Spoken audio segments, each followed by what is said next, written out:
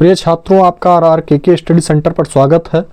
आज हम फिजिक्स के क्वेश्चन पे आर्गुमेंट करेंगे जो कि एमसीक्यू हैं। यदि आप चैनल पे पहली बार आए होंगे तो चैनल को सब्सक्राइब कर दीजिएगा, शेयर कर दीजिएगा, कमेंट भी कीजिएगा, लाइक कीजिएगा मेरे भैया, और आर के स्टडी सेंटर से जुड़े रहिए। देखिए, आज की जो क्लास है बिल्कुल धमाकेदार क्लास है। यदि कॉपी कलम नहीं लिए हैं तो जरूर ले लीजिएगा, बहुत इंपॉर्टेंट क्लास होने वाली है और लगातार इससे प्रश्न पूछे जाने वाले हैं। देखिए क्या करते हैं भैया कि पहला क्वेश्चन जो है वो क्या है कि वैद्युतशीलता का SI मात्रक क्या है। तो इसमें आपको खोज करनी है मेरे भैया कि वैद्युतशीलता का मात्रक क्या हो सकता है। तो इस पे पहला है आपका कूलाम स्क्वायर प्रति newton metre square, coulomb square प्रति न्यूटन मीटर स्क्वायर, और दूसरा है मेरे भैया, ये दूसरा क्या है कि न्यूटन मीटर स्क्वायर प्रति कूलाम स्क्वायर, ये भी, और तीसरा है मेरे भैया न्यूटन प्रति कूलाम, और चौथा है मेरे भैया न्यूटन वोल्ट प्रति मीटर स्क्वायर। ये तो हो ही नहीं सकता मेरे भैया। और न्यूटन प्रति कूलाम, ये न्यूटन प्रति बल गुणते बल बटे ये भी नहीं है। और उसके बाद की अगर हम बात करते हैं तो न्यूटन मीटर स्क्वायर प्रति कूलाम, ये वैद्युतशीलता नहीं है। वैद्युतशीलता का जो मात्रक है मेरे भैया वो कूलाम स्क्वायर प्रति न्यूटन मीटर स्क्वायर है। पहला जो विकल्प है पहले क्वेश्चन का वही राइट है मेरे भैया। आगे की बात करते हैं तो अगला क्या है कि वैद्युत क्षेत्र की तीव्रता का मात्रक क्या है। तो वैद्युत क्षेत्र की तीव्रता का मात्रक आपको पता होना चाहिए मेरे भैया। पहला क्या है, पहले की अगर बात करेंगे तो पहला विकल्प आपका है कूलाम प्रति न्यूटन है। दूसरा है, ये सेम उल्टा हो गया है, ध्यान दीजिएगा, कूलाम प्रति न्यूटन है, और दूसरा क्या है जूल प्रति न्यूटन है, और तीसरा है मेरे भैया, तीसरा विकल्प है न्यूटन प्रति कूलाम है, और चौथा विकल्प है आपका न्यूटन मीटर। आपने पढ़ा होगा और आपको तुरंत पता लग गया होगा कि क्या कहते हैं वैद्युत क्षेत्र की तीव्रता का मात्रक क्या है। तो ध्यान दीजिए मेरे भैया कि कूलाम प्रति न्यूटन तो पढ़े ही नहीं हो, कि पढ़े हो, नहीं पढ़े हो। उसके बाद जूल प्रति कूलाम पढ़े हो, ऐसा तो हो सकता है, लेकिन जूल प्रति न्यूटन नहीं। अब देखो उसके बाद में तीसरा विकल्प मेरे भैया, ये ध्यान देना, ये तीसरा विकल्प जो है वैद्युत क्षेत्र की तीव्रता का मात्रक है न्यूटन प्रति कूलाम। इसको आपने जरूर पढ़ा होगा, ध्यान दीजिए। अब अगले की बात करते हैं तो अगला क्या है, विद्युत फ्लक्स का मात्रक क्या है। तो विद्युत फ्लक्स का मात्रक क्या हो सकता है, तो न्यूटन प्रति कूलाम तो है नहीं क्योंकि वो वैद्युत क्षेत्र की तीव्रता का है। फिर वोल्ट मीटर भी नहीं हो सकता है मेरे भैया, कि वोल्ट मीटर हो सकता है। अब वोल्ट मीटर दूसरा है, तीसरा है वोल्ट प्रति मीटर है, और चौथा विकल्प है न्यूटन मीटर प्रति कूलाम है। तो हम जाहिर सी बात कह सकते हैं कि ये तो हो नहीं सकता, और ये भी नहीं हो सकता मेरे भैया, ये भी नहीं हो सकता, न्यूटन मीटर प्रति कूलाम ये हो नहीं सकता। ये इसलिए आपका दूसरा विकल्प सही हो सकता है। विद्युत फ्लक्स का जो मात्रक होगा वो दूसरा विकल्प है मेरे भैया, ध्यान दीजिएगा। अब हम बात करते हैं किस पे, निम्न में से कौन सा वैद्युत क्षेत्र की तीव्र यानी वैद्युत क्षेत्र का मात्रक नहीं है। आपसे ये पूछा है कि निम्न में से कौन सा वैद्युत क्षेत्र का मात्रक नहीं है। तो ध्यान दीजिएगा, न्यूटन प्रति कूलाम भी नहीं हो सकता, और दूसरा क्या है मेरे भैया, वोल्ट मीटर है, वोल्ट प्रति मीटर। तीसरा है जूल प्रति कूलाम है, और चौथा है क्या, जूल कूलाम प्रति मीटर है।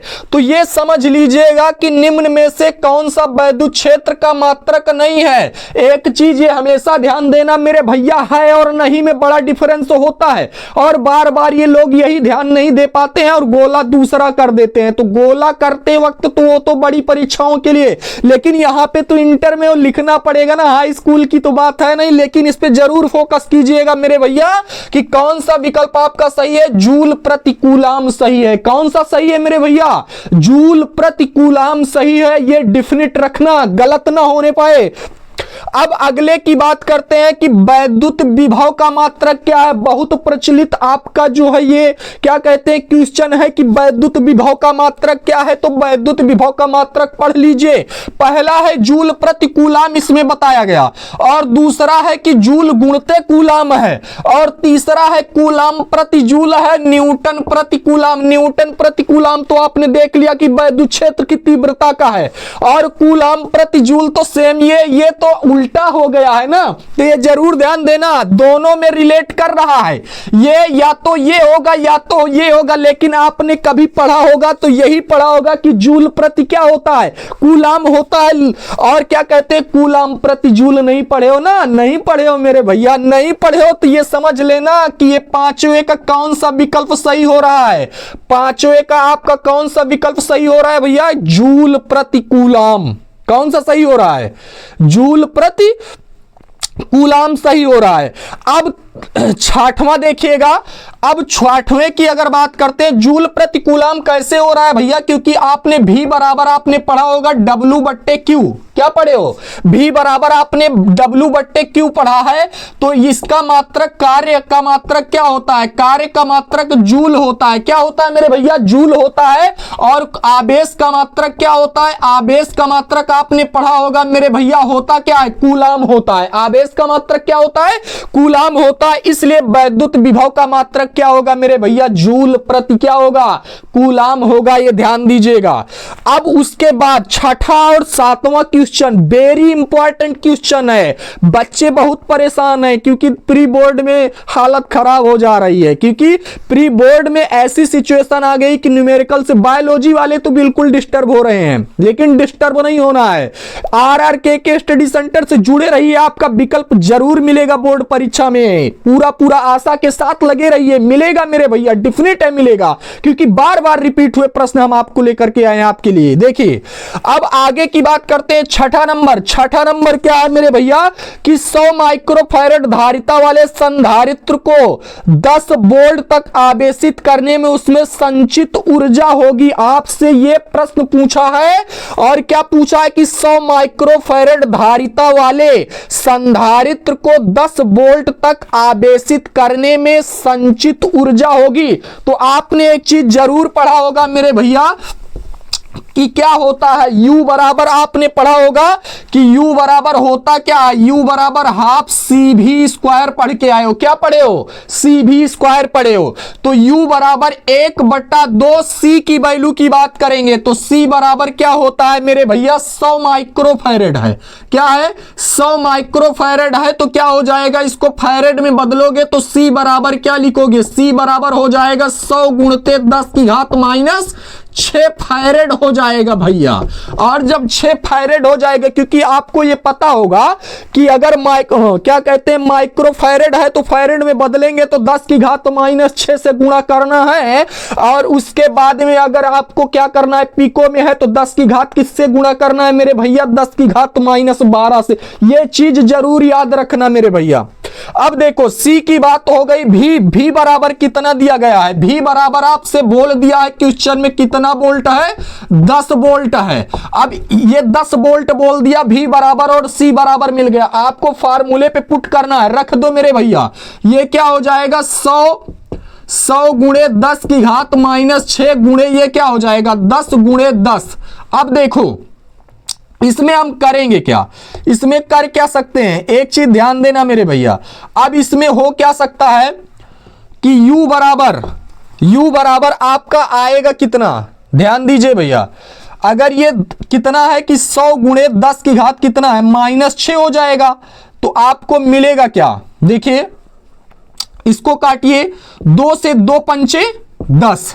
अब आपको कितना मिल गया, ये हो गया 50 गुणे 10 की घात कितना माइनस 6 गुणे 100 लिख सकते हैं। 10 दाम्मा कितना होगा, 100 हो जाएगा। और जब 100 हो जाएगा तो एक काम और कर लो भैया, 1 0, यानी कहने का मतलब ये हो जाएगा U बराबर कितना, 5 से इसमें करेंगे पूरा 5000 गुणे 10 की घात माइनस 6 लिख लो, लिख लोगे ना, हाँ यही होगा। अब उसके बाद में U बराबर ये कितना हो जाएगा, ये 10 की घात यानी कितना है, 3 है ना, ये 0 कितने हैं, 3 है। तो ये 5 गुणे 10 की घात क्या लिखोगे भैया, 10 की घात माइनस 3। क्यों, क्योंकि यहां पे माइनस 6 है और यहां पे 3 0 आपको मिला हुआ है। अगर ऐसा नहीं समझ में आता है तो एक काम और कर लो, U बराबर लिख लो 5 गुणे 10 की घात 3 गुणे 10 की घात माइनस 6। ऐसा कर सकते हो भैया क्योंकि वो प्लस में है। अब U बराबर लिख लो मेरे भैया 5, ये 10 की घात 3 है और 10 की घात माइनस 6 है। तो इसको जब माइनस करोगे तो 10 की घात कितना मिलेगा, माइनस 3 जूल मिलेगा मेरे भैया। कितना मिलेगा? यानी 5 गुणे 10 की घात माइनस 3 जूल मिलेगा। यह चीज याद रखना मेरे भैया। कौन सा विकल्प आपका सही हो रहा है छठे में? पहला विकल्प सही हो रहा है, बिल्कुल डिफिनिट सा है। अब देखो, अब आपका छठा आया कि नहीं आया भैया? छठे में पहला विकल्प सही हो रहा है, 5 गुणते 10 की घात माइनस 3 जूल। अब आगे देखिए, अगला क्वेश्चन क्या है मेरे भैया? अगले क्वेश्चन पे अगर हम बात करते हैं तो अगला क्वेश्चन आपका क्या है? देखिए, अगला क्वेश्चन है कि नीचे दिए गए चित्र में ए और बी बिंदुओं के बीच तुल्य धारिता है। अब यहां पे एक चीज ध्यान देना, ए और बी के बीच 3 माइक्रोफैरड, यहां पे 3 माइक्रोफैरड, यहां भी 3 माइक्रोफैरड, यहां भी 3 माइक्रोफैरड। अब आपको लाना क्या? इसमें 4 विकल्प दिए गए, कौन सा विकल्प सही हो सकता है ये आप डिपेंड करेंगे मेरे भैया। और जब आप डिपेंड करेंगे तो चाहे जिस तरफ से हल करेंगे वो समांतर क्रम वाला पता है ना कि 1/c equal to 1/c1 plus 1 क्या होता है? c2 होता है ना। उसी को रख के देख लीजिए। अब इसको अगर रखेंगे तो क्या हो सकता है? इसको रखेंगे, ये क्या हो सकता है कि 1/c equal to 1/c1 plus 1 क्या लिख लो, चाहे इसको लिख लो, चाहे इसको लिख लो भैया। 1/c बराबर 1/3 धन 1 कितना हो जाएगा? 3। यानी 1/c बराबर कितना हो जाएगा मेरे भैया? इसको जब सॉल्व करोगे तो 1 धन 1/3 अर्थात 1/c बराबर 2/3, यानी c बराबर 3 बटे में कितना आएगा? 2। और 2 से इसको काटोगे 1 कितना आ गया? 5। यानी C बराबर 1.5 माइक्रोफैरड लिखना भैया। ये C की वैल्यू आ गई। चाहिए वाला ध्यान देना। अब इसको जब सॉल्व करोगे तो दूसरे स्टेप में ध्यान देना कि इसको हमने मान लिया 1/c डैश बराबर ये दोनों। अब 1/c डैश बराबर 1/c3 प्लस 1/c4। अब 1/c डैश बराबर 1/c3 को मान लीजिए 1/3 धन 1/3। 1/c डैश बराबर 2/3, यानी c डैश बराबर हो जाएगा 3/2। 1/1 दशमलव कितना आएगा? 5। यानी c डैश बराबर 1.5 माइक्रोफैरड। ये भी मिल गया मेरे भैया।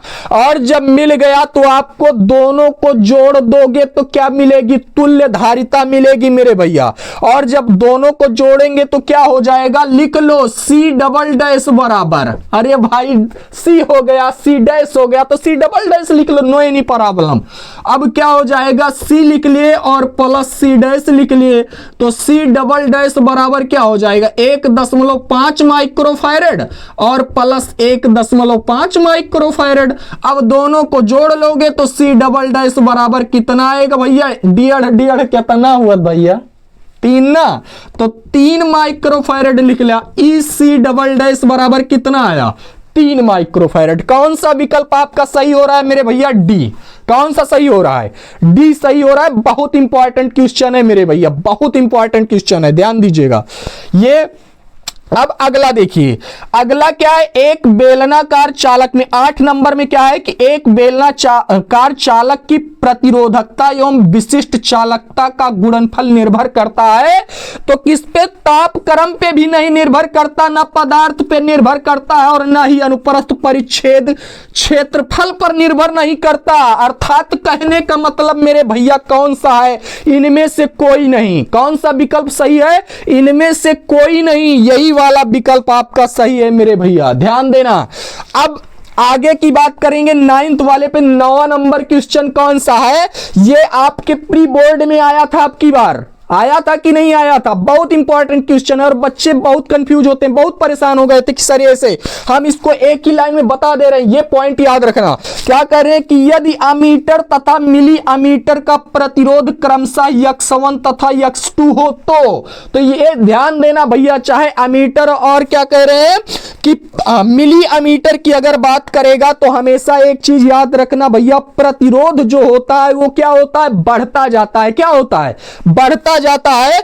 तो ये आपको यक्स और ये वाला चिन्ह भैया, ध्यान दे रहे हो ना, ये इसकी तरफ, यानी x बड़ा है ये x2 से, और यहां पे बराबर, और यहां पे ये वाला, तो ये आपका जो है मैंने बताया ना कि क्या होता है, घटता नहीं है, निरंतर क्या होता है, बढ़ता जाता है। और जब बढ़ेगा तो x1 से किसकी तरफ बढ़ता जाएगा, x2 की तरफ बढ़ता जाएगा, तो x2 से क्या होगा, बड़ा होगा। इसलिए ये क्या होगा, सी नंबर आपका विकल्प क्या होगा मेरे भैया, सही होगा। कौन सा सही होगा, सी नंबर सही होगा। ये बहुत इंपॉर्टेंट क्वेश्चन है, जरूर ध्यान देना मेरे भैया, बोर्ड परीक्षा में भी आ सकता है, क्योंकि ये प्री बोर्ड में आपसे पूछा गया है।